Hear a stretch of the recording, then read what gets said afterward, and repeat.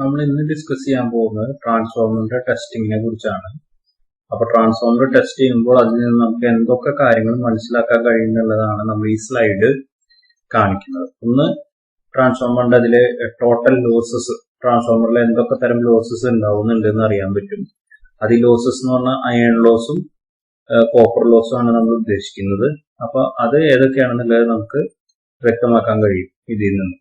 പിന്നെ ട്രാൻസ്ഫോമറിന്റെ equivalent resistance അറിയാം, equivalent impedance അറിയാം, പിന്നെ ട്രാൻസ്ഫോമറിന്റെ റിയാക്ടൻസ് അറിയാം, പിന്നെ ട്രാൻസ്ഫോമറിന്റെ എഫിഷ്യൻസി കാൽക്കുലേറ്റ് ചെയ്യാൻ പറ്റും. അതുപോലെ വോൾട്ടേജ് റെഗുലേഷനും ട്രാൻസ്ഫോമറിന്റെ നമുക്ക് കണക്കാക്കാനായിട്ട് സാധിക്കും. ഇത്രയും പോയിന്റ്സ് ആണ് ട്രാൻസ്ഫോമർ ടെസ്റ്റ് ചെയ്യുന്നതുകൊണ്ട് നമുക്ക് മനസ്സിലാക്കാൻ സാധിക്കുന്നത്. ഇനി അടുത്തതെന്ന് പറഞ്ഞിട്ടുണ്ടെങ്കിൽ ട്രാൻസ്ഫോമറിന്റെ ടെസ്റ്റുകൾ രണ്ട് തരത്തിലാണ്. ഒന്ന് open circuit test, OC test എന്ന് നമ്മൾ അതിന് പറയും. രണ്ടാമത്തത് ഷോർട്ട് സർക്യൂട്ട് ടെസ്റ്റ്, അതിനെ SC ടെസ്റ്റ് എന്ന് നമ്മൾ പറയും. അപ്പൊ ഒരു OC ടെസ്റ്റിന്റെ ഫിഗർ ആണ് നിങ്ങളുടെ മുമ്പിൽ വരച്ചിട്ടുള്ളത്. അപ്പൊ ഇതിൽ നമ്മൾ ശ്രദ്ധിക്കുകയാണെന്നുണ്ടെങ്കിൽ ഒരു കാര്യം മനസ്സിലാവും. ഹൈ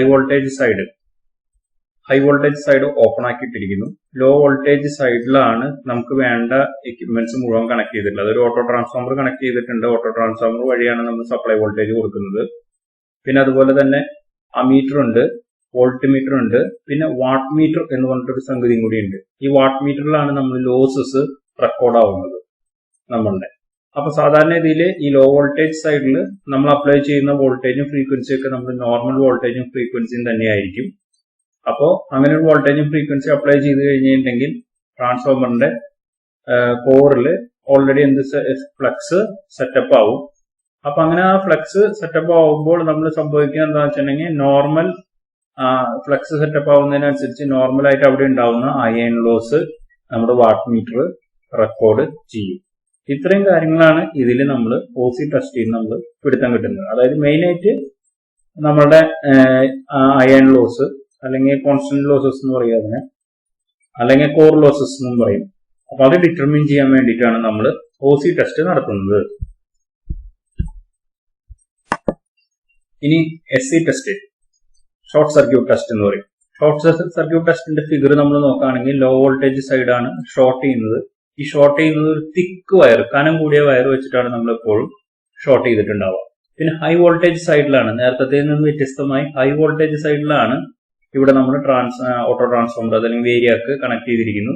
അതുപോലെ തന്നെ വോൾട്ട് മീറ്റർ, അമീറ്റർ, പിന്നെ വാട്ട് മീറ്ററും കണക്ട് ചെയ്തിരിക്കുന്നു.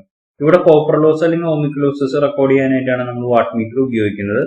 പിന്നെ ഇവിടെ നേരത്തെ അപ്ലൈ ചെയ്യുന്നൊരു വ്യത്യാസമുണ്ട്. ഒരു ലോ വോൾട്ടേജ് ആണ് നമ്മൾ, ഫ്രീക്വൻസി കൃത്യമായിട്ടുള്ള ഒരു ലോ വോൾട്ടേജ് ആണ് നമ്മൾ ഹൈ വോൾട്ടേജ് സൈഡിൽ നമ്മൾ അപ്ലൈ ചെയ്യുക.